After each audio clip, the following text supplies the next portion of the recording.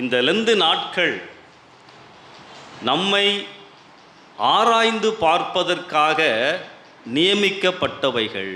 நிறைய வசனங்களை, பிரசங்கங்களை கேட்கிறோம், ஆராதனைகளில் கலந்து கொள்ளுகின்றோம். நோக்கம் என்ன? எனக்கும் வேத வசனங்களுக்கும் பொருத்தமாய் இருக்கிறேனா? அதான் முக்கியம். அந்த சிந்தனையோடு இன்றைக்குரிய செய்திக்கு நாம் ஆயத்தப்படுவோம். இந்த நாளிலே இயேசு கிறிஸ்து தான் ஊழியம் செய்த நாட்களில் செய்த ஒரு அற்புதத்திலே இருந்து உங்கள் மத்தியிலே நான் ஆண்டவருடைய வார்த்தைகளை பகிர்ந்து கொள்ள விரும்புகின்றேன்.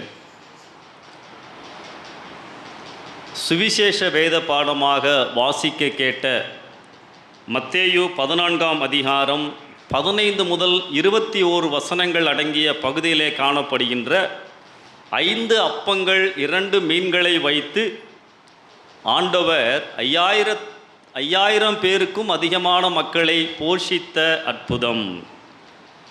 யோவான் 6ஆம் அதிகாரத்தில் முதல் 14 வசனங்களிலும், மார்க்கு 6ஆம் அதிகாரம் 33 முதல் 44 வசனங்களிலும் இந்த அற்புதத்தின் பதிவை நாம் பார்க்க முடியும். இந்த அற்புதத்தை தியானிக்கின்ற பொழுது இன்றைக்கும் ஆண்டவர் நம்மோடு பேசுவதை, நமக்கு ஏற்ற சத்தியங்களை சொல்லுவதை நாம் அறிந்து கொள்ள முடியும். திரளான கூட்டம் இயேசுவுக்கு பின் சென்று வனாந்திரமான ஒரு இடத்திலே ஆண்டவருடைய வார்த்தைகளை கேட்கிறார்கள். ரொம்ப நேரம் ஆண்டவர் பேசுகிறாரு, சாயங்காலம் வரைக்கும் பேசுகிறாரு. வார்த்தைகளை ஆவலோடு கேட்கிறார்கள். கூட்டம் முடிஞ்சிருச்சு. இவர்களை நான் வெறுமையாக அனுப்பிவிட மனதில்லை. எப்பொழுதுமே ஆண்டவர் நம்மை நிரப்பி அனுப்புகின்ற ஆண்டவர். அல்லேலூயா. இன்றைக்கும் நம்மை நிரப்பி அனுப்புவார். ஏதாகிலும் கொடுங்கள். சீஷர்கள் யோசிக்கிறாங்க. தாம் செய்ய போவதை அறிந்திருந்தும் ஆண்டவர் சொல்லுகிறார், ஆண்டவரே நிறையா கூட்டம் இருக்கு ஆண்டவரே, 200 பணத்திற்கு நம்ம அப்பங்களை வாங்கினாலும் பத்தாது. 200 என்பது மிகப்பெரிய தொகை அந்த நாட்களிலே. அப்போ ஒரு சீஷன் அந்திரேயா, இங்கே ஒரு பையன் இருக்கிறான், அவன் கையில் ஒரு பார்சல் இருக்குது. அந்த பார்சலில் என்ன இருக்குது? இட்லி தோசை இருக்கா வடையோட. அவங்க வீட்டில் அவனை அனுப்பிச்சி விட்டுருக்காங்க. இன்றைக்கி எத்தனை பெற்றோர்கள் பிள்ளைகளை கூட்டத்துக்கு அனுப்புகிறோம். எங்களால் வர முடியலடா, நீ போயிட்டு வா, இந்த பார்சல்லாம் கட்டித்தரேன், இடையில வந்துடாதரா பசிக்குதுன்னு சொல்லி கட்டி அக்கறையாக கொடுத்து விட்ருக்காங்க. போய் ஏசாமி பக்கத்தில் உட்காரு, வார்த்தைகள்லாம் நீ கேட்கணும். அக்கறையோடு தன்னுடைய பிள்ளைகளை அனுப்புகின்ற பெற்றோர்கள் இங்கே எத்தனை பேர்? நான் நிறையா திருச்சபைகளுக்கு போவேன்.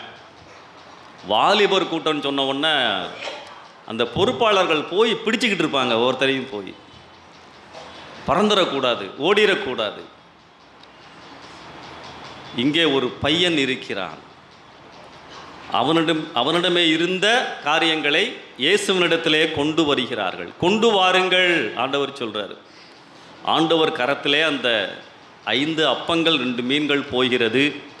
ஆண்டவர் அதை சோத்தரித்து ஜெபித்து கொடுக்க சொல்லுகிறார். திருப்தியாக புசித்தார்கள், வேண்டிய மட்டும் கொடுத்தார் என்று வேதம் சொல்லுகிறது. இந்த பதிவிலே இருந்து 3 ஆவிக்குரிய உண்மைகளை நான் பகிர்ந்து கொள்ள விரும்புகிறேன். யோவான் 6:2 வாசிங்க.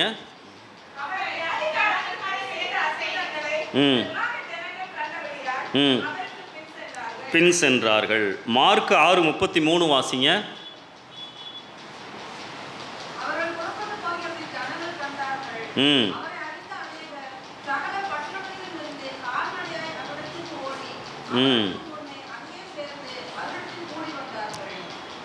முன்கூட்டியே ஓடி இயேசுவுக்காய் காத்திருந்த கூட்டம்.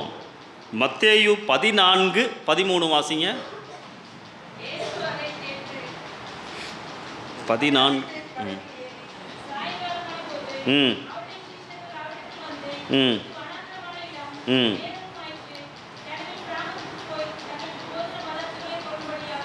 ம் போதுமா?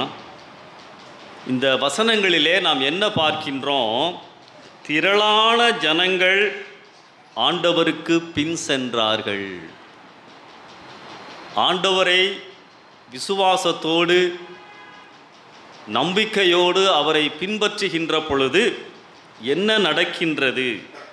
மத்தேயு 14:20 எல்லோரும் சாப்பிட்டு திருப்தி அடைந்தார்கள். யோவான் 6:11-12 வேண்டிய மட்டும் கொடுத்தார், அவர்கள் திருப்தி அடைந்தார்கள். அப்போ முதலாவது குறிப்பு என்ன? பின்பற்றினால் திருப்தி ஆக்குகிறார். அல்லேலூயா. உலகம் என்னை திருப்திப்படுத்தாது, இயேசு மட்டுமே என்னை திருப்திப்படுத்த முடியும். ஒரு மனிதனை நாம் அவனிடத்திலே செய்ய முடியாத காரியம் அவனை நான் திருப்திப்படுத்த முடியாது. எவ்வளவுதான் கொடுத்தாலும் ஏதாவது ஒரு குறை, ஏதோ ஒரு தேவை, இன்னும் போதும் என்ற வார்த்தைகள் வராத உலகம். ஆனால் நானும் நீங்களும் இயேசுவை பின்பற்றுவோம் என்று சொன்னால், போதும் ஆண்டவரே, நான் திருப்தி அடைந்து விட்டேன் என்று சொல்லும்படியான வாழ்க்கையை ஆண்டவர் கொடுக்கின்றார். இயேசுவை பின்பற்றுகின்ற பொழுது பாவத்திலிருந்து விடுதலை கொடுக்கிறார், பயத்திலிருந்து விடுதலை கொடுக்கிறார், பயனற்றவன் நான் என்ற எண்ணத்திலிருந்து விடுதலை கொடுக்கிறார். அல்லேலூயா. எத்தனை பேர் இயேசுவை பின்பற்றுகிறோம்? பின்பற்றினால் திருப்தி ஆக்குகிறார். நல்லது.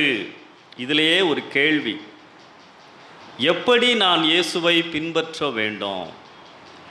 3 கிளை குறிப்புகள். விசுவாசத்தோடு நான் பின்பற்ற வேண்டும். ஆண்டவரே,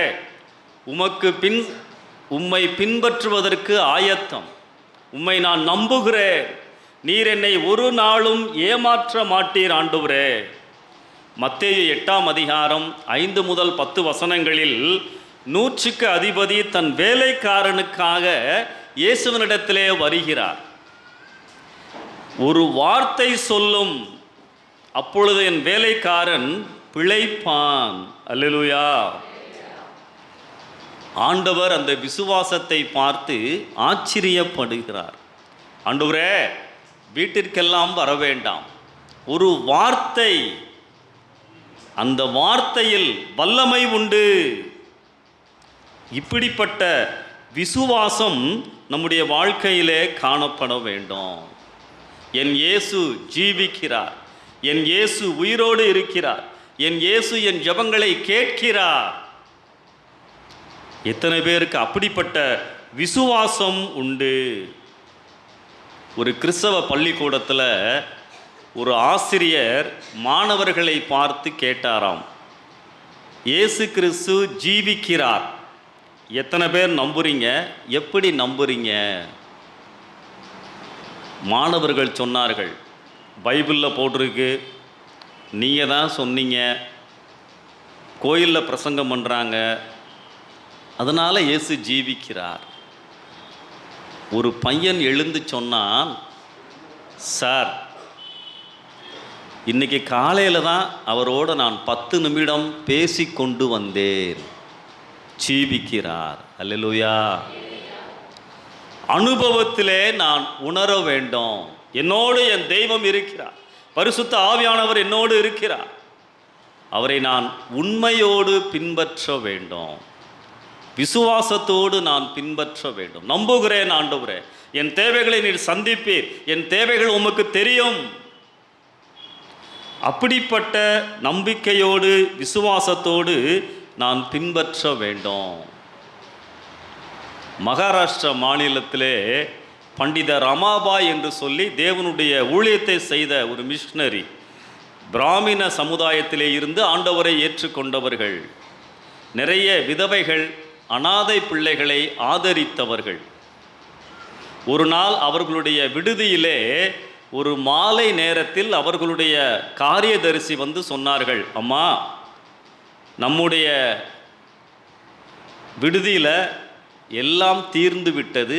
காலை உணவு நம்முடைய பிள்ளைகளுக்கு கொடுப்பதற்கு ஒன்றுமில்லை.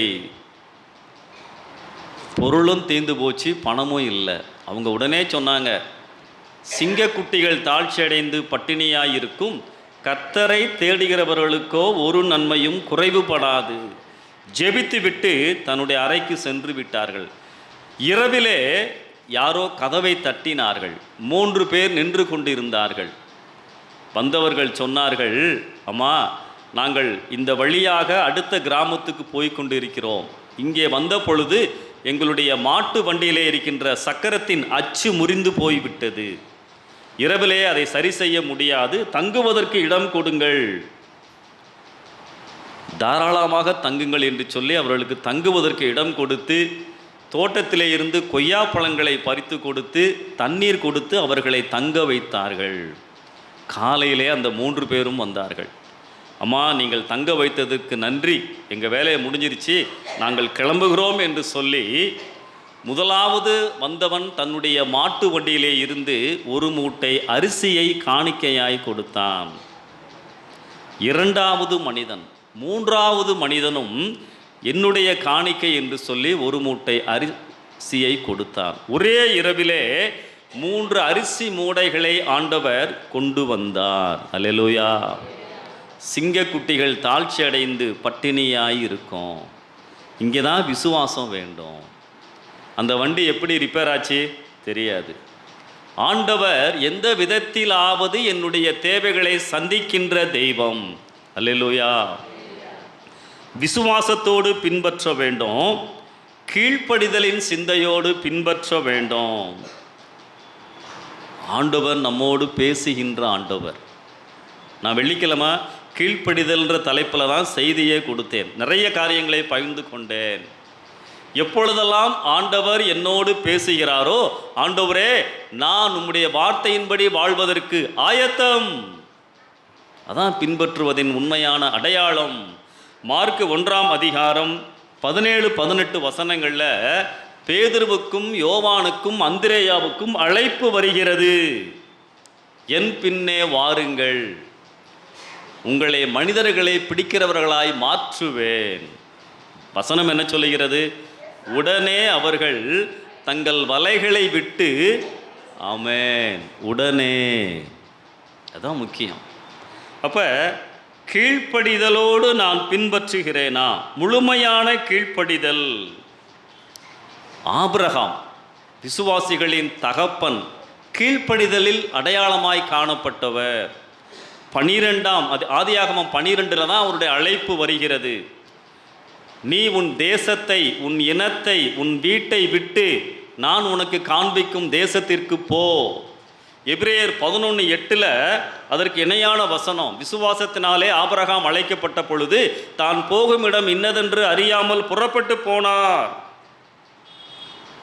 ஆண்டவர் என்ன சொல்லுகின்றாரோ கீழ்ப்படிய வேண்டும். கீழ்ப்படிதலின் அடையாளமாக என் வாழ்க்கை காணப்பட வேண்டும். ஆதியாகமம் 12:6 வாசிங்க.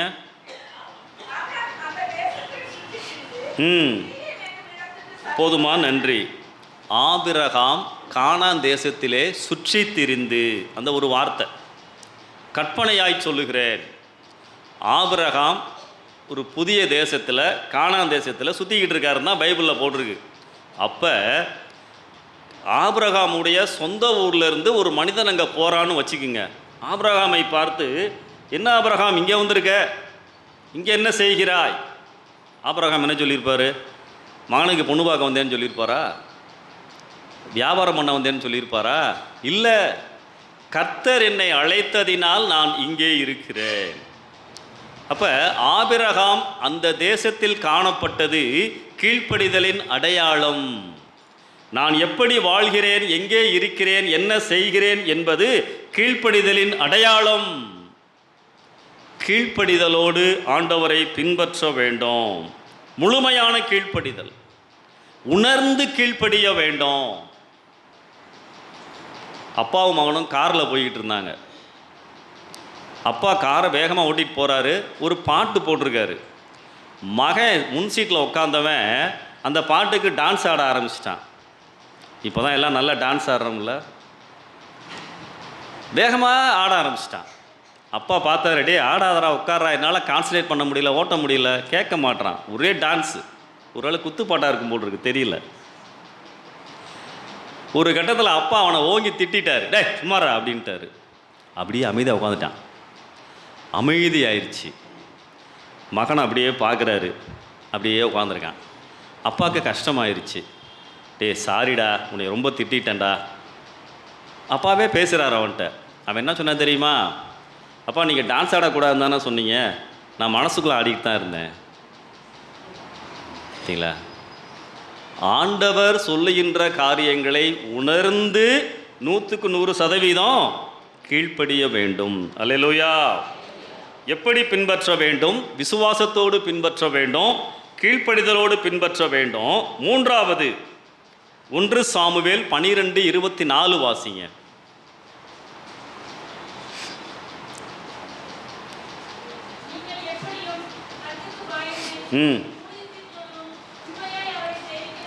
போதுமா? நன்றி. உண்மையாய் சேவிக்க வேண்டும், பின்பற்ற வேண்டும், அதான் முக்கியம். நீதிமொழிகள் 12:22 உண்மையாய் நடக்கிறவர்களோ அவருக்கு பிரியம். அப்போ மூன்றாவதாக எப்படி நான் பின்பற்ற வேண்டும்? உண்மையாய் பின்பற்ற வேண்டும். உண்மையாய் என்று சொன்னால் மகன் மகள் என்ற உறவின் அடிப்படையிலே நான் பின்பற்ற வேண்டும். யோவான் 1:12 அவருடைய நாமத்தை ஏற்றுக்கொண்டவர்கள் எத்தனை பேர்களோ அத்தனை பேர்களும் அவருடைய பிள்ளைகள் ஆகும்படி அவர்களுக்கு அதிகாரம் கொடுத்தார். எத்தனை பேர் சொல்ல முடியும் நான் அவருடைய மகன் மகள் என்று? எப்படி நான் அவருடைய மகனாக மகளாக மாற முடியும்? அவரை நான் விசுவாசிக்கும் பொழுது, விசுவாசித்து ஏற்றுக்கொள்ளும் பொழுது. எதை விசுவாசிக்க வேண்டும்? சிலுவையிலே இயேசு எனக்காய் செய்த காரியங்களை. ஆண்டவரே, என்னுடைய பாவங்களுக்காய் நீர் சிலுவையிலே மரித்தீர், எனக்கு வரவேண்டிய தண்டனையை நீர் ஏற்றுக்கொண்டீர், நான் இருக்க வேண்டிய இடத்திலே நீர் இருந்து எனக்கு மன்னிப்பை கொண்டு வந்திருக்கிறீர், உம்முடைய இரத்தம் எனக்காய் சிந்தப்பட்டது, அதை நான் விசுவாசிக்கின்ற பொழுது. 1 யோவான் 1 7, 8, 9 வசனங்களிலே இயேசு கிறிஸ்துவின் இரத்தம் சகல பாவங்களையும் நீக்கி நம்மை சுத்திகரிக்கும். ஒருவன் தன்னுடைய பாவத்தை அறிக்கை செய்தால் பாவங்களை மன்னிப்பதற்கு அவர் உண்மையும் நீதியும் உள்ளவர். எத்தனை பேர் ஆண்டவர்கிட்ட பாவத்தை அறிக்கை செஞ்சிருக்கீங்க? ஒப்புரவாகி இருக்கிறீர்கள். ஆண்டவரே, இந்த பாவத்தை எல்லாம் நான் செய்திருக்கிறேன், என்னை மன்னியும். என்றைக்கு நான் பாவி என்பதை உணர்ந்து, எனக்கு இரட்சகர் தேவை என்பதை உணர்ந்து, இரத்தத்தினால் பாவ மன்னிப்பை அறிக்கை செய்து பெற்றிருக்கிறேனோ அப்பொழுதுதான் நான் அவருடைய மகன் மகள். உண்மையாக உறவிலே நான் வருகிறேன். லூக்கா 5:5 பேதுரு ஒரு காரியத்தை சொல்லுவார். ஆண்டவரே, நான் பாவியான மனுஷன். அதுக்கு பிறகு வருகின்ற வசனத்தில் நான் பாவியான மனுஷன். என்றைக்கு நான் ஒரு பாவி என்று ஒத்துக்கொள்ளுகின்றேனோ அன்றைக்குத்தான் எனக்கும் ஆண்டவருக்கும் சரியான உறவு ஆரம்பிக்கின்றது.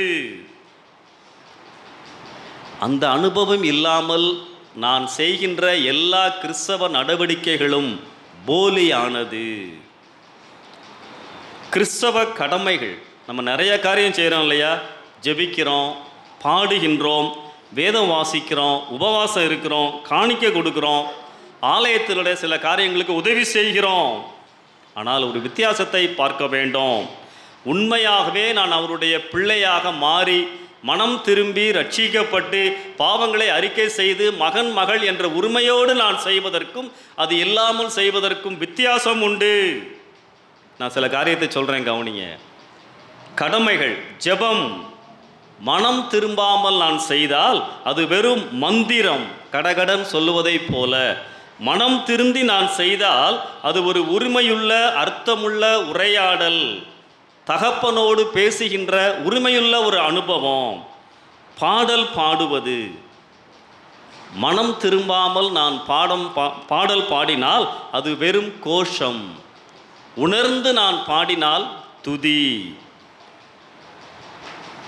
மனம் திரும்பாமல் நான் வேதம் வாசித்தால் வாய்ப்பாடு, திருப்பி திருப்பி சொல்லுவதை போல. கடவுளுடைய மனம் திரும்பி நான் வாசிக்கின்ற பொழுது கடவுளுடைய வார்த்தைகளை புரிந்து நான் வாசிக்கின்றேன், விளங்கி நான் வாசிக்கின்றேன், எனக்காக எழுதப்பட்டது என்ற உணர்வோடு நான் வாசிக்கிறேன். மனம் திரும்பாமல் உபவாசம் இருந்தால் அது வெறும் சடங்கு, பட்டினி, விரதம்.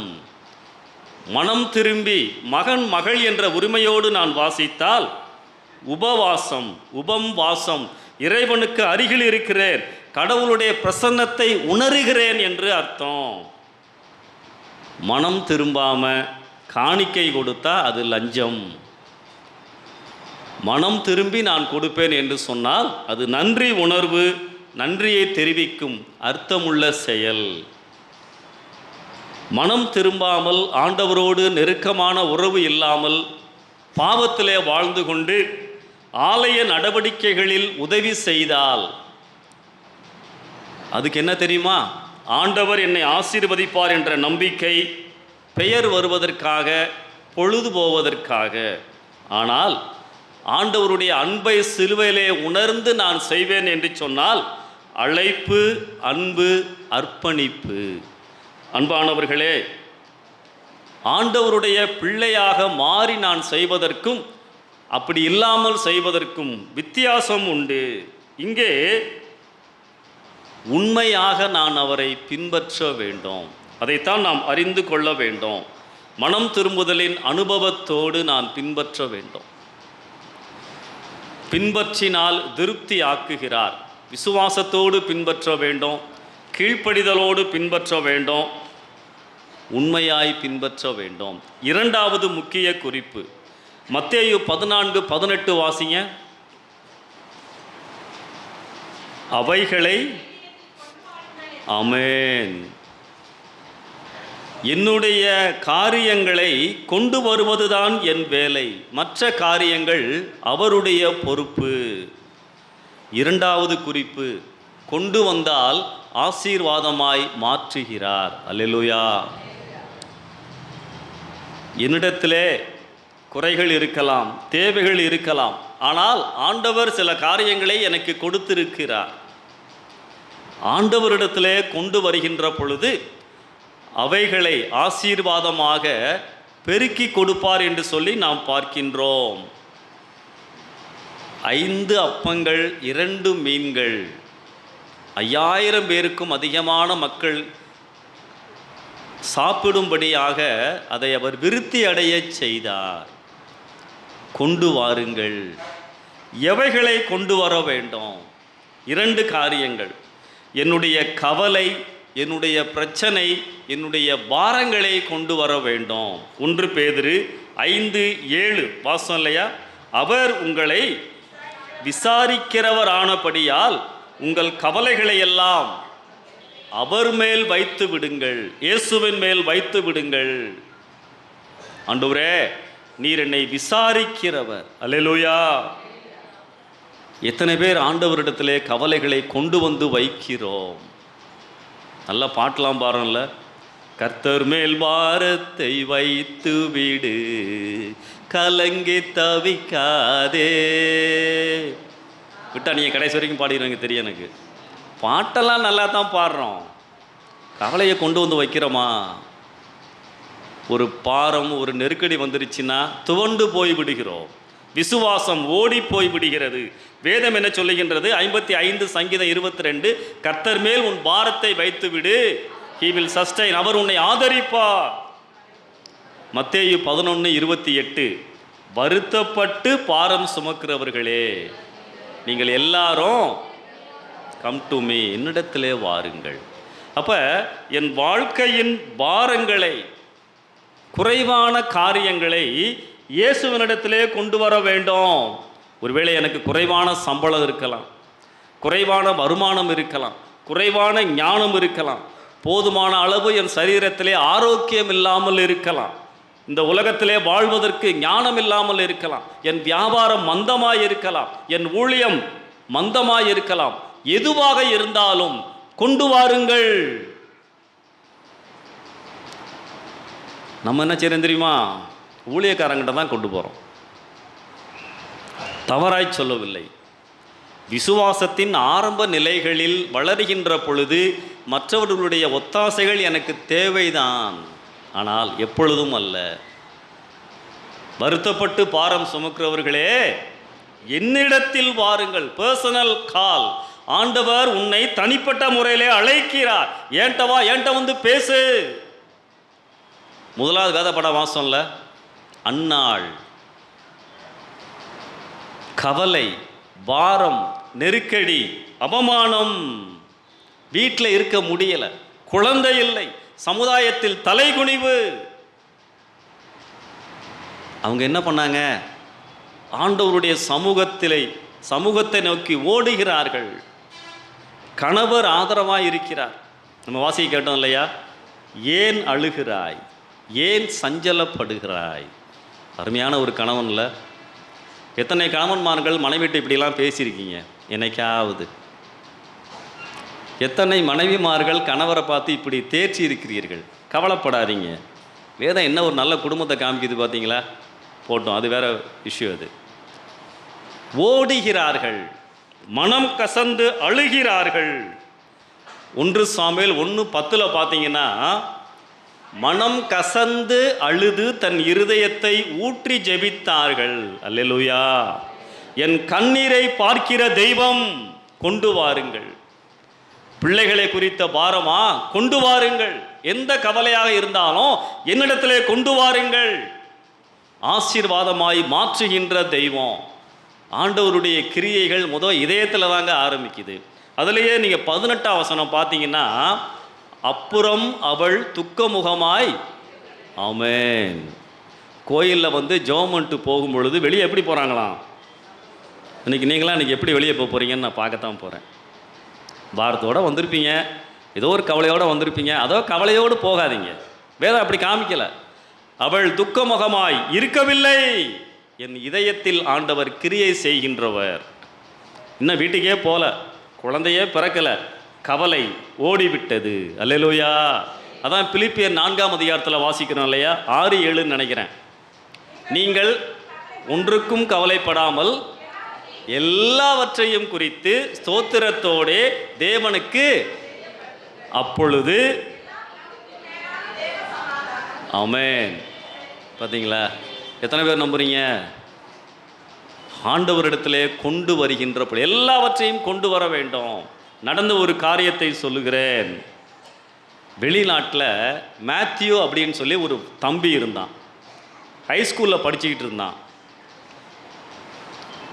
ஒரு நாள் அவன் பள்ளிக்கு போயிருந்த பொழுது அவனுடைய அப்பா ஏதோ ஒரு வேலையாக அவனுடைய அறைக்கு சென்றார். போய் பார்த்தா அவனுடைய டேபிளில் இந்த காமிக் புஸ்தகமாக நிறையா இருக்குது. இந்த வரைபடம் வரைந்து இருக்கின்ற கதை புஸ்தகம், நம்மளுக்கெல்லாம் அது பிடிக்கும் இல்லையா? படம் வரைந்து கதை சொல்லியிருப்பாங்க, கலர் படங்கள், விலை உயர்ந்த புத்தகங்கள். அப்பாவுக்கு ஆச்சரியமாக இருக்குது. இது காஸ்ட்லியான புஸ்தகமே, இது நான் வாங்கி கொடுக்கலையே, இவனுக்கு எப்படி கிடைத்தது என்று சொல்லி புஸ்தகத்தை தூக்கி பார்க்குறாரு. புஸ்தகத்தில் ஸ்கூல் லைப்ரரி சீல் போட்டிருக்கு. இவர் சந்தேகப்பட்டார். சாயந்தரம் வந்தோடனே பிடிச்சி கேட்குறாரு, டே இந்த புஸ்தகம்லாம் எப்படா வந்துச்சு? உம்முன்னு நிற்கிறான். எப்படா வந்துச்சு சொல்கிறா? இப்போ லைப்ரரியிலேருந்து திருடிட்டு வந்துட்டேன்ப்பா. அப்பாவுக்கு ஒரே வேதனை. ஏண்டா நம்மெல்லாம் கிறிஸ்தவங்கடா, திருடலாமா? அடுத்த நாள் அவனை கூட்டிகிட்டு போகிறாரு, புஸ்தகத்தெல்லாம் ஒப்படைக்கிறாரு. அவன் அப்படியே நிற்கிறான். இனிமே ஒழுங்காருன்னு சொல்லி புத்தி சொல்கிறாரு. கொஞ்ச நாள் ஆகுது, படித்து முடிச்சிடுறான். ஹைஸ்கூல் படிப்பு முடியுது. இடையில ஒரு லீவு வருது. அதுக்கப்புறமேல அவன் கல்லூரியில் போய் படிக்கணும், ஹாஸ்டலில் சேர்ந்து படிக்கணும். இடையில குடும்பமாக ஒரு சுற்றுலாவுக்கு போகிறாங்க, டூருக்கு போகிறாங்க. டூர் போன இடத்துல பெரிய பெரிய கடைகள், மால்லாம் இருந்திருக்குது. அங்கெல்லாம் சுற்றி பார்த்துட்டு வந்துடுறாங்க. லீவில் இருக்கும் பொழுது மறுபடியும் அப்பா எதேச்சியாக தம்பி ரூமுக்கு போகிறாரு. போனால் மறுபடியும் அதே மாதிரி நிறைய காஸ்ட்லி புக்ஸ் எல்லாம் கதை புத்தகமாக இருக்குது. கூப்பிட்டு அடித்து கேட்குறாரு. சொல்கிறா, ஏதுரா அதெல்லாம்? அப்பா நம்ம டூர் அப்போ பெரிய பெரிய கடைக்கு போனோம்லப்பா, அங்கேருந்து திருடிட்டு வந்துட்டேன். யோசிச்சு பாருங்க, அப்பாவுக்கு வேதனை. டேய் நம்மெல்லாம் கிறிஸ்தவங்கடா, பைபிளில் திருடாதேன்னு போட்டிருக்கா இல்லையா? நல்லா அடிக்கிறாரு. அடியெல்லாம் வாங்கியிருக்கீங்களா? அப்படியே நிற்கிறான். அப்பா கவலையோடு வெளியே வர்றாரு. ஹாலில் உட்கார்றாரு. கொஞ்ச நேரம் கழித்து அவனை போய் பார்க்குறாரு. அப்படியே நிற்கிறான். லீவு முடிஞ்சிருச்சு. ஹாஸ்டலுக்கு போயிட்டான் கல்லூரியில் படிக்கிறதுக்கு. 3 மாதம் கழித்து லீவுக்கு வர்றான். அம்மா அவங்க கூட பேசிக்கிட்டு இருக்காங்க. டேய், நான் கேள்விப்பட்டேன்டா, நீ இப்போ ரொம்ப நல்ல பையனாக மாறிட்டியாமே, ஹாஸ்டலில் ப்ரேயர் குரூப்புக்கெல்லாம் நீ போறியான், ஜோமெல்லாம் பண்ணுறியான், நல்லா படிக்கிறியான்டா, ரொம்ப மாறிட்டடா. அன்றைக்கி உங்கள் அப்பா அடித்தார்ல, அதனால தானடா நீ திருந்தின, அப்பா அடித்ததுனால தான் நான் திருந்தினேன். அவன் என்ன சொன்னான் தெரியுமா? இல்லைம்மா, அன்றைக்கி அப்பா என்னை அடிச்சுட்டு ஹாலில் உட்காந்து ஓன்னு அழுது எனக்காக ஜெபம் பண்ணாருமா. அதை நான் பார்த்து என் உள்ளம் உடைந்தது. கொண்டு வாருங்கள். அன்றைக்கி அப்பா அழுது ஜெபம் பண்ணதுனால நான் மாறிவிட்டேன். அல்லேலூயா. இதைத்தான் ஆண்டவன் நம்மிடத்திலே எதிர்பார்க்கிறார். I should bring all my needs, sorrows, எல்லாவற்றையும் கொண்டு வர வேண்டும். என் பாரங்களை, கவலைகளை கொண்டு வர வேண்டும். 2வது, என் வழிகளை கொண்டு வர வேண்டும். வழிகள்னா என்ன? எனக்கு வழி தெரியாதா இங்கேருந்து வீட்டுக்கு போகிறதுக்கு? என்னுடைய எண்ணங்கள், என்னுடைய திட்டங்கள், என் ஆசைகள், என் எதிர்கால வாழ்க்கை, கேரியர், நான் எப்படி இருக்கணும், எப்படி இருப்பேன், ஆண்டவரிடத்திலே கொண்டு வாருங்கள். ஆண்டவரே, என்னை வழி நடத்தும். சிலுவையிலே எனக்காய் மரித்த தெய்வம் என் வாழ்நாள் முழுவதும் என்னை நடத்தும். ஆண்டவரே, என்னை கொண்டு வருகிறேன். நீதிமொழிகள் 3ஆம் அதிகாரம் 5-6 வாசிங்களேன்.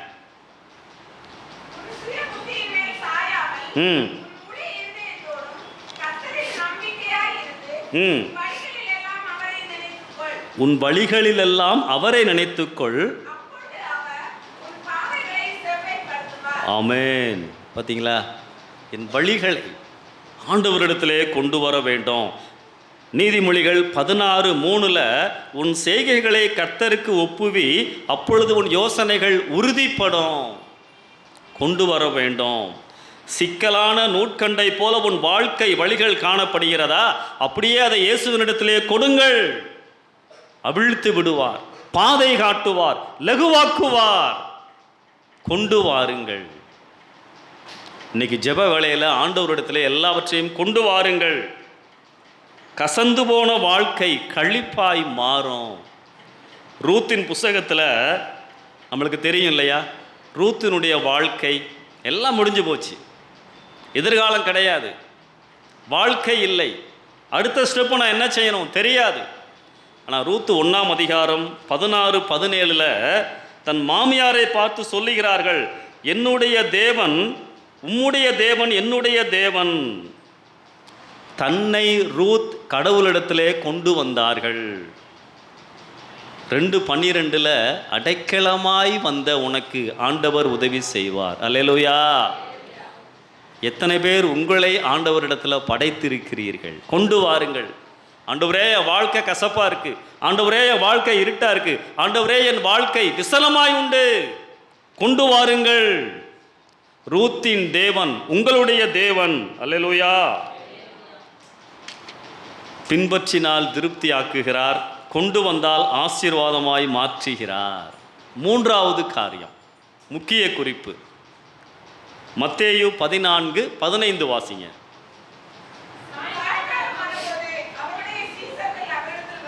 போதுமா? நன்றி. சாயங்காலம் ஆன போது சீஷர்கள் வர்றாங்க. ஆண்டவரே, பிரசங்கம் பண்ணது போதும் ஆண்டவரே, நிறைய பேர் ரொம்ப தூரத்து வீட்டுக்கு போன ஆண்டவரே, இது ஒரு வனாந்திரமான இடம் ஆண்டவரே, சாயந்தரம் ஆயிடுச்சு ஆண்டவரே. மார்க் 6:34-35 வெகு நேரம் சென்ற பின்பு. அப்போ ஆண்டவர் ரொம்ப நேரம் பேசிட்டாரு. இருக்கிற இடம் வனாந்திரமான இடம், சாப்பாடு கிடைக்காது, ஒரு டீ கடை கூட இல்லை, ஹோட்டல்லாம் மூடி இருப்பாங்க, நடந்து செல்ல பலன் இல்லை, சின்ன பிள்ளைகள்லாம் கையில் வச்சுருக்கோம். நம்ம கோயில் முடிஞ்சோன்னா பக்கத்தில் நடந்து போயிடணும் இல்லையா? கவலையே இல்லை. தூரமான இடம், வனாந்திரம். வனாந்திரம்னா தேவையானவைகள் கிடைக்காத இடம். யாராவது வனாந்திரத்தில் வாழணும்னு ஆசைப்படுவீங்களா? தண்ணி இல்லாத காட்டுக்கு மாத்திரம்லாம் சொல்கிறோம் இல்லையா, அந்த மாதிரி இடத்துல இங்கே உட்காந்துருக்காங்க. யோசிச்சிருப்பாங்க, மணியெல்லாம் பார்த்துருப்பாங்க, பிரசங்கர் எப்படா பிரசங்கத்தை முடிப்பார், வீட்டில் போய் சமைக்கணுமே. இப்போயும் அப்படி தான் சில பேர் யோசிச்சுட்டு இருப்பாங்க, கவலைப்படாங்க முடிச்சிருவோம். இப்படி இருக்கும் பொழுது ஆண்டவர் என்ன சொல்கிறாரு, கவலைப்படாதீங்க, இந்த இடத்திலும் நான் உங்களை சந்தோஷப்படுத்த முடியும். மூன்றாவது குறிப்பு என்ன தெரியுமா, இயேசுவோடு இருந்தால் வனாந்திரத்தையும் வாய்ப்புள்ள இடமாய் மாற்றுவார். அல்லேலூயா. காலையிலேருந்து சாயந்தரம் வரைக்கும் இயேசுவோடு இருந்திருக்கிறார்கள். உன் வாழ்க்கையில் நீ எப்பொழுதுமே இயேசுவோடு இருந்தால், இயேசுவோடு இருந்து பழகினால், உன் வனாந்திரமான வாழ்க்கை செழிப்பான வாழ்க்கையாய் மாறும். அல்லேலூயா, அல்லேலூயா. இயேசு கிறிஸ்துவுக்கு இடம், நேரம், சூழ்நிலைகள் அது ஒரு பொருட்டல்ல. நம்ம தான் நினைக்கிறோம் இல்லையா, என் சூழ்நிலை இப்படி இருக்குது, இப்படி மாறுமா. நீங்கள் இயேசுவோடு இருங்கள், இயேசுவோடு அதிக நேரம் செலவழியுங்கள், இயேசுவினுடைய வார்த்தைகளை கேளுங்கள், இயேசுவினுடைய வார்த்தைகளை தியானியுங்கள். வனாந்திரம் செழிப்புள்ள இடமாய் மாறும். ஆதியாகமம் 21ஆம் அதிகாரத்தில் 17 முதல் 21 வசனங்களில் வனாந்திரத்தில் ஆகார் விரட்டப்பட்டு விட்டார்கள். குழந்தையோடு ஓடிக்கிட்டு இருக்காங்க, தண்ணீர் இல்லையே. ஆண்டவர் ஆகாரின் கண்ணீரை கண்டார். அல்லேலூயா. வனாந்திரத்தில் இருக்கிறனே, எப்படி நான் போஷிக்கப்படுவேன், என் பிள்ளைக்கு யார் தண்ணி கொடுப்பார்கள், வாய்ப்பே இல்லையே. ஆண்டவர் என்னை பார்த்து கொண்டிருக்கிறார். அங்கதான் தண்ணி இருக்குது, அவளால் பார்க்க முடியவில்லை. கர்த்தர் அவளின் கண்களை திறந்தார். அல்லேலூயா. நீங்க ஆண்டவரோடு இருங்க, உங்கள் கண்களையும் திறப்பார், தேவைகள் சந்திக்கப்படும். மத்தேயு 6:33 முதலாவது அப்பொழுது. ஆமென். அப்படின்னா என்ன அர்த்தம், ஆண்டவரோடு இருங்க, நேரம் கொடுங்க, பைபிள் வாசிங்க, ஜெபம் பண்ணுங்க. உலகத்திற்கும் மொபைல் ஃபோனுக்கும் அதிக நேரம் கொடுக்காதீர்கள். லூக்கா 10ஆம் அதிகாரம் கடைசியில் 38 வரைக்கும் பார்த்தீங்கன்னா 2 சகோதரிகள் சண்டை போட்டுக்கிட்டு இருப்பாங்க. யார்? மார்த்தாள், மரியாள். நம்மளுக்கு நல்லா தெரியும் இல்லையா, மார்த்தாளே மார்த்தாளே. இன்னைக்கு எத்தனை மார்த்தாள் இருக்கீங்க, எத்தனை மரியாள் இருக்கீங்க? ஆண்டவர் தெளிவாக சொல்கிறார், அநேக காரியங்களை குறித்து நீ கவலைப்படுறப்பா, மரியாதை பாரு, தேவையானது ஒன்று தான். தன்னை விட்டு எடுபடாத நல்ல பங்கை தெரிந்து கொண்டால். மார்த்தாள் ஆண்டவருடைய பிள்ளை தான், ஆண்டவருக்கு ஊழியம் செய்கின்றவர்கள். மரியாளும் ஆண்டவரை நேசிக்கிறவர்கள். ஆனால் யார் ஆண்டவரால் ஏற்றுக்கொள்ளப்பட்டார்கள், பாராட்டப்பட்டார்கள்? மரியாள். நிறைய கவலை இருக்கலாம், நிறைய பொறுப்புகள் இருக்கலாம், ஆனால் என் முதலிடம் இயேசுவின் பாதம். அதைத்தான் புரிந்து கொள்ள வேண்டும். அவரோடு இருந்தால் வனாந்தரமும் வாய்ப்புள்ள இடமாய் மாறும். என்னுடைய வேலை, என்னுடைய அலுவலகம், என்னுடைய குடும்பம் வறட்சியாயிருக்கலாம், வனாந்திரம் போல் இருக்கலாம். ஸ்கூலில் படிக்கிற பாட நிலைமைகள் வனாந்திரம் போல இருக்கலாம். Come to Jesus, be with Jesus. ஆண்டவரோடு இருங்கள், ஆண்டவரிடத்திலே வாருங்கள், மாற்றுவார். அவங்களாம் என்ன யோசிச்சிருப்பாங்க, அந்த அன்னைக்கு போதும் போதும்னு சொல்லி சாப்பிட்டவங்களாம், சே வனாந்திரத்தில் ஒன்றுமே கிடைக்காதுன்னு நினச்சேன், ஆண்டவர் வனாந்திரத்தில் விருந்து கொடுத்துட்டாரே ஐயா. யோசிச்சு பாருங்க, என் வாழ்க்கையிலும் ஆண்டவர் செய்ய முடியும். ஏசாயா 55:13 வசனம் வாசிங்க.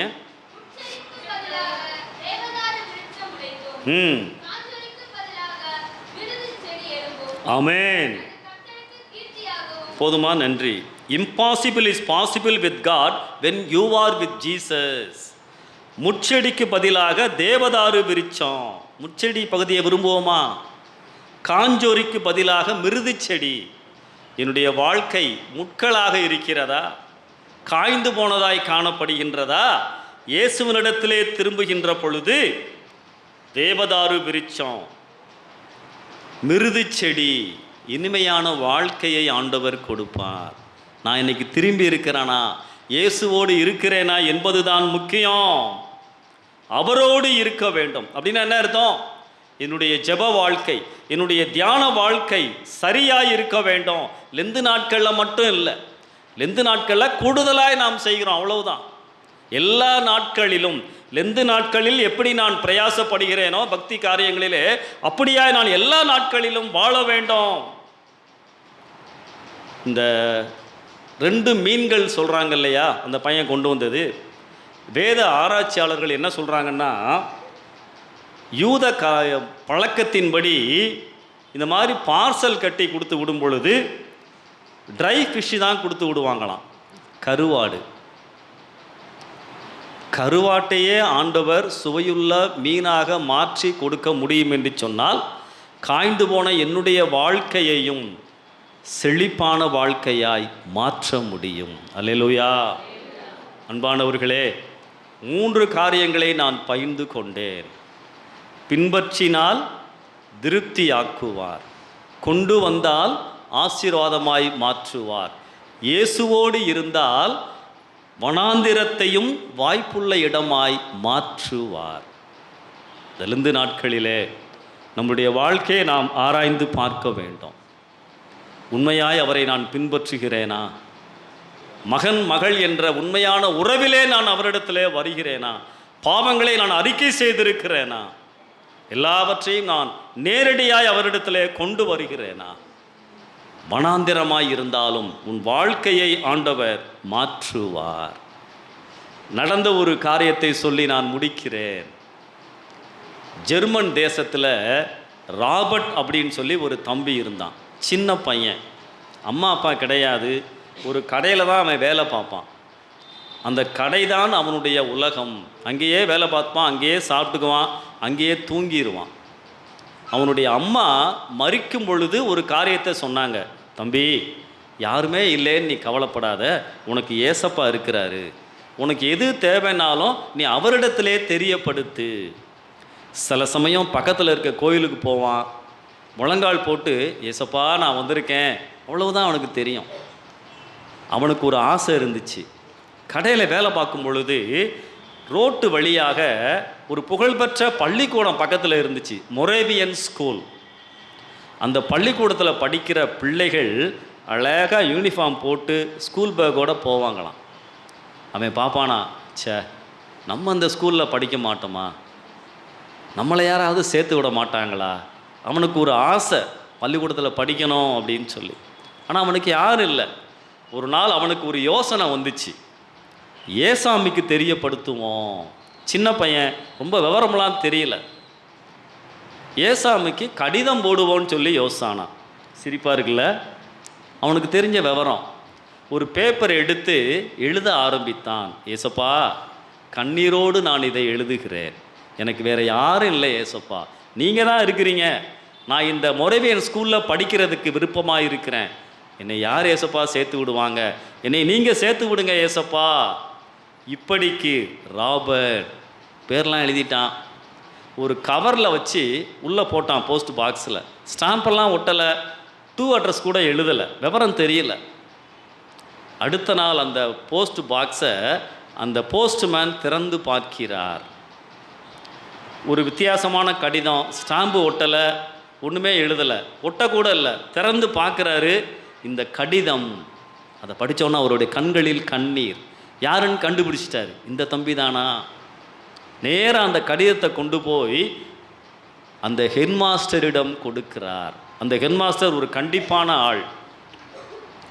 அவர் இந்த கடிதத்தை படித்த உடனே உள்ளம் உடைந்தது. யாருன்னு கண்டுபிடிச்சிட்டாங்க. நேராக கடைக்கு வர்றாரு. ராபர்ட், நீ தான் அந்த கடிதம் எழுதுனியா? ஆமையா, கவலைப்படாதப்பா, நான் உன்னைய ஸ்கூலில் சேர்க்குறேன், அது மட்டும் இல்லை ஹாஸ்டலில் சேர்த்துக்கிறேன், நீ ஒன்றும் கவலைப்பட வேணாம், எல்லா செலவுகளையும் நான் ஏற்றுக்கொள்ளுகிறேன், உனக்கு யூனிஃபார்ம் வாங்கித்தரேன், புக்ஸு வாங்கித்தரேன், ஹாஸ்டலில் இருந்துக்க, படித்து முடிக்கிற வரைக்கும். இந்த ஸ்கூலில் மட்டும் இல்லை தம்பி, நீ காலேஜ் படித்து முடிக்கிற வரைக்கும், வேலைக்கு போகின்ற வரைக்கும் நான் உன்னை பார்த்து கொள்ளுகிறேன். அல்லேலூயா. படித்து பெரிய ஆளாய் மாறிவிட்டான். கொண்டு வாருங்கள்.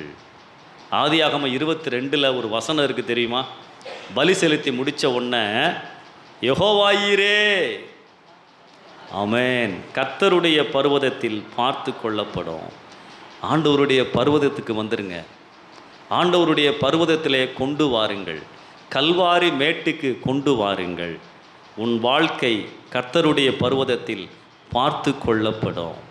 ஜெபமோமா, கண்களை மூடி நாம் ஜெபிக்கலாம். கர்த்தரிடத்திலே நம்மை அர்ப்பணிப்போம். ஆண்டவர் நம்மோடு பேசி இருக்கிறார்.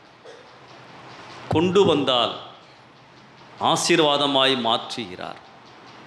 அவரை பின்பற்றினால் திருப்தி ஆக்குகிறார். மட்டுமல்ல, உன் வாழ்க்கை வனாந்திரமாக இருந்தாலும் செழிப்புள்ளதாய் மாற்றுவார். ஆண்டவரே, உம்முடைய கரத்திலே என்னை அர்ப்பணிக்கிறேன். உம்மை விசுவாசத்தோடு கீழ்ப்படிதலோடு உண்மையாய் பின்பற்ற உதவி செய்யும். என்னுடைய பாரங்கள், என் கவலைகள் எல்லாவற்றையும் ஆண்டவரே நான் உம்மிடத்திலே கொண்டு வருகிறேன். ஆண்டவரிடத்திலே உங்களை அர்ப்பணியுங்கள். அந்நாள் துக்கமுகமாய் இருக்கவில்லை. ஆண்டவர் உங்களை அப்படித்தான் ஆசீர்வதிக்க விரும்புகிறார். இன்றைக்கு நான் வீட்டுக்கு போகும் பொழுது கர்த்தருடைய கரத்தில் எல்லாவற்றையும் கொடுத்து விட்டு செல்லுவேன். அவர் தருகிற சமாதானத்தை பெற்று செல்லுவேன். ஆண்டவரோடு பேசுங்க. இது ஒரு முக்கியமான நேரம். ஆவியானவர் உங்களோடு இடைபடுகின்ற நேரம். ஆண்டவர் உங்களை பார்க்கின்ற நேரம். பாரத்தோடு வந்திருக்கீங்களா? கவலையோடு வந்திருக்கீங்களா? ஆண்டவர் உங்களை பார்த்து உயர்த்துகின்ற நேரம். பாவங்களை உணர்த்தினால் அறிக்கை செய்யுங்க. தேவைகளை உணர்த்தினால் கொண்டு வாருங்கள். வறட்சியாய் உணர்ந்தால் நம்புங்கள். கர்த்தர் உங்களை பார்க்கிறவர். ஒரு நிமிடம் எதையும் யோசிக்காமல் ஜெபம் பண்ணுவோம். கலங்கினேன், நீர் என்னை கண்டீர். பதறினேன், நீர் என்னை பார்த்தீர். கலங்கினேன், நீர் என்னை கண்டீர். பதறினேன், நீர் என்னை பார்த்தீர். கல்வாரியின் அண்டை வந்தேன். பாவம் தீர நான் அழுதேன். கல்வாரியின் அண்டை வந்தேன். பாவம் தீர நான் அழுதேன். பாதை தெரியாத ஆட்டை போல அலைந்தேன் உலகிலே. நல்ல நேசராக வந்து என்னை மீட்டிரே. நல்ல நேசராக வந்து என்னை மீட்டிரே. எனக்காய் ஆண்டவர் காயங்களை பட்டார். என் நல்ல வாழ்க்கைக்காய் அவர் அந்த இடத்தை ஏற்றுக்கொண்டார். அவருடைய காயங்கள் உன் காயங்களை ஆற்றும். ஒப்பு கொடுக்கலாமா? என் காயம் பார்த்திடு என்றே, உன் காயம் மாறிடும் என்றே. என் காயம் பார்த்திடு என்றே, உன் காயம் மாறிடும் என்றே. நம்பிக்கையோடே நீ வந்தால் துணையாக இருப்பேனே என்றீர். நம்பிக்கையோடே நீ வந்தால் துணையாக இருப்பேனே என்றீர். நம்பிக்கையோடு வாருங்கள். நம்பிக்கையோடு கொண்டு வாருங்கள். உன் வாழ்க்கையில் ஒரு பெரிய மாற்றத்தை ஆண்டவர் கொண்டு வருவார். உன் வாழ்க்கை அவரோடு இருக்க வேண்டும். நான் இயேசுவோடு இருக்க வேண்டும். ஜெபம் பண்ணலாமா? நேசிக்கிற நல்ல ஆண்டவரே, உயிருள்ள உம்முடைய வார்த்தைகளுக்காக நன்றி செலுத்துகிறோம். 5 அப்பங்கள் 2 மீன்கள் அற்புதத்தின் வழியாக ஆண்டவரே எங்களுக்கு கற்றுக் கொடுத்த பாடங்களுக்காய் ஸ்தோத்திரம்.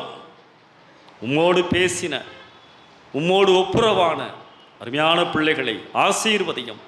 தொடர்ந்து உம்முடைய கிருபை பலன் பிரசன்னம் எங்களோடு இருப்பதாக.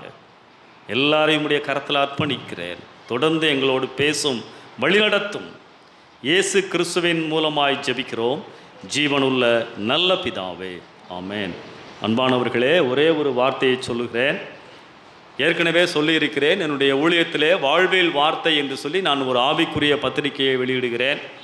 என்னுடைய ஊழியத்தின் தரிசனம் ஆரோக்கியமான உபதேசங்களை மற்றவர்களுக்கு அனுப்புவது.